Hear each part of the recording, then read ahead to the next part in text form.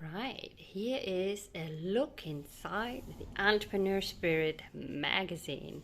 This is the first one, Authenticity.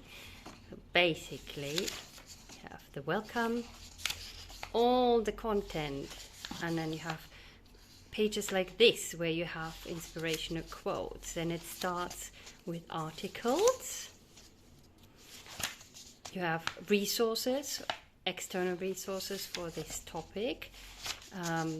Some articles, beautiful pictures, some quotes, and then there is a workbook here so that you can work through all kind of questions with regards to that topic. There's a human corner in here, which is all about staying human in these times of AI. There's FAQs that are in here as well, answering the most asked questions, frequently asked questions, FAQs. Something about knowing your numbers, a column.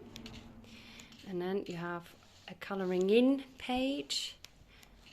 You have an entrepreneur's portrait inside, and also some more articles, as well as an article that's written by an external expert on that topic.